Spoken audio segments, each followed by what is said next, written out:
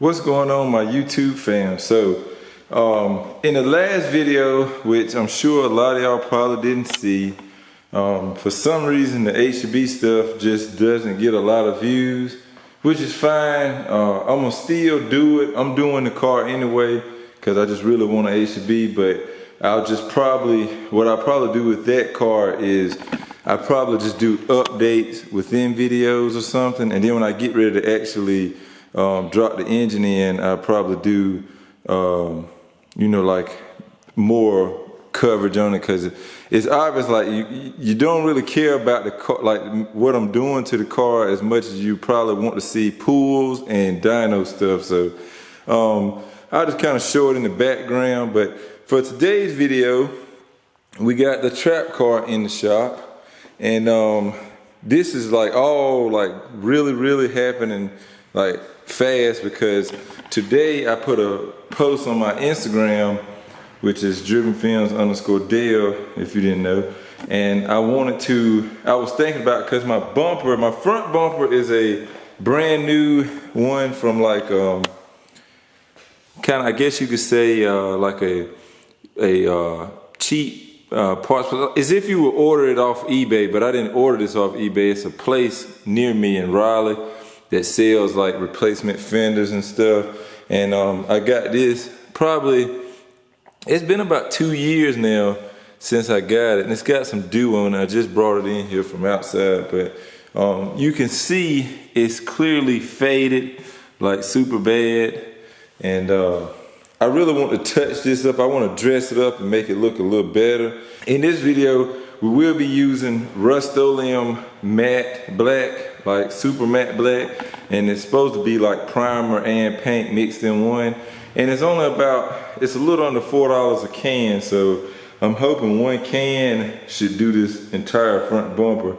And if that be the case, then we could really say that we dressed up the front of this car for under $5. So I already got some sandpaper still from this car and the DA, so I'll probably just take this bumper off, sand it down real good, and should be good to shoot. It's basically no paint on this thing. It's a brand new bumper. I just never painted, and I do like the black look with the green and the black wheels, and I love my rusted fenders. So any of y'all that might ask, am I gonna do anything to those? The answer is absolutely not. I'm not messing with them. I love that.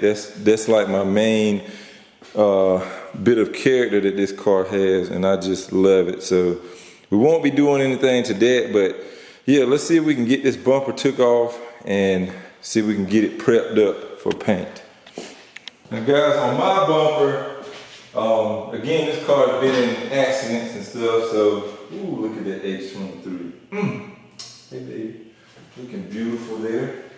But yeah, on my bumper, since the car has been in accidents and stuff before, I don't have any screws in it. All I have is 2 zip ties on each side.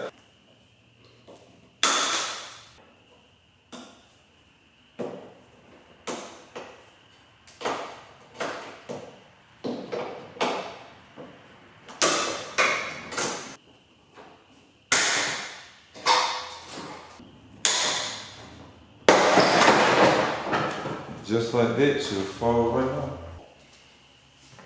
Okay guys, so the first thing I want to do is wipe this entire bumper down with some acetone. And that'll get any grease or whatever residues off before we start sanding it down.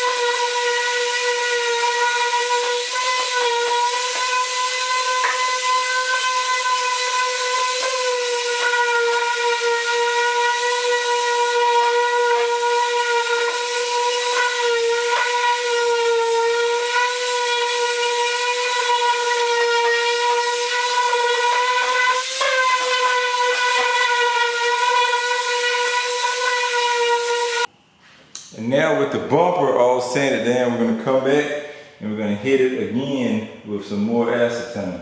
And we're just trying to minimize any type of contaminants that might be on the surface, because Rustoleum really sticks well to a lot of stuff as long as you got it free of like contaminants where it might sometimes maybe chemically react, or either it just won't stick in general, and that's not good. So that's why you always want to make sure that your surface is really well prepped, or else you'll have not so good results. And that's what happens to the majority of people. It's not the product, it's just the prep work that's going into it. Sometimes people cut a lot of corners, and sometimes it still works and sometimes it doesn't. And like, just like for this application, for us, it doesn't really matter exactly how good it turns out, because it's got to be better than it is.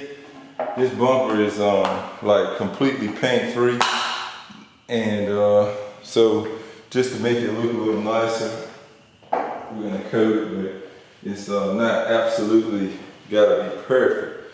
Now that we've got all of that done, we'll come in and we'll start laying some paint down. Now, when you lay your paint, you don't want to stay in one spot. You want to keep your can moving, and make sure you spray like steadily and don't get too close, because that's how you get runs. So always just, if you're new at painting, just take your time. It's not rocket science. Just be careful with it and it'll turn out just fine. What I typically do is I start with a single light coat, just dust it real good. Then the second coat will be heavier, and the third coat will be at least the same heaviness as the second coat, if not maybe a little bit heavier than the second coat, and that should fully cover it. And what I may end up doing is, if I have paint left over from one can after the third coat, I may go back over the third or fourth time and just make sure I use all of that in one can. We'll see how it does though.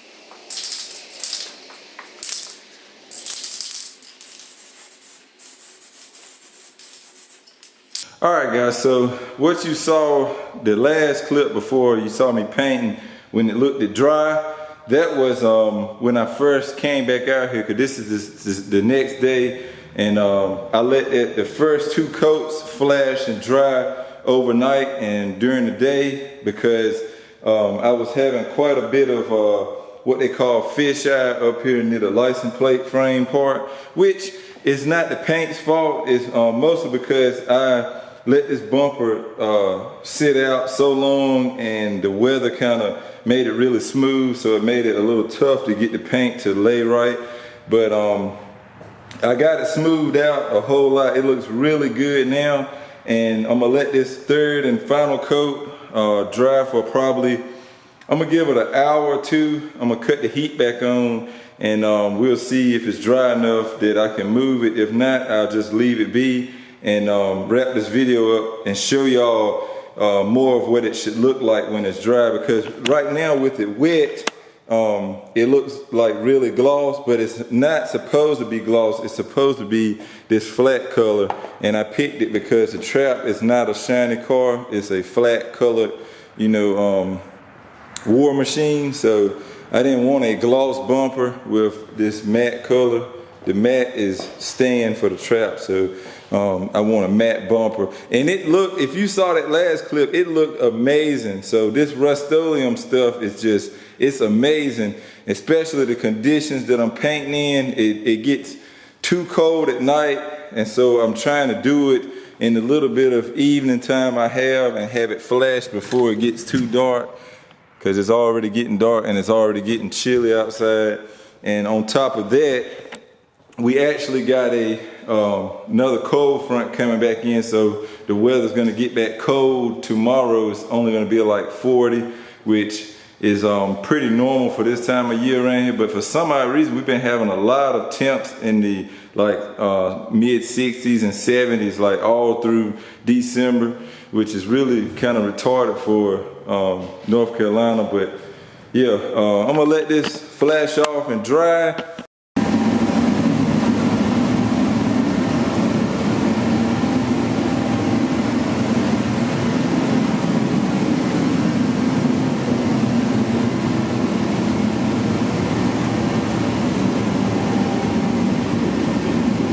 So here it is, the final product, and man, it has turned out really good. You'll see some dark spots in some places. That's just because the paint has not cured yet, so you'll see like there's a little dark spot there. But all this should cure by tomorrow, and I'll go ahead and throw it back on. But yeah, this is where I'm gonna go ahead and end this video at.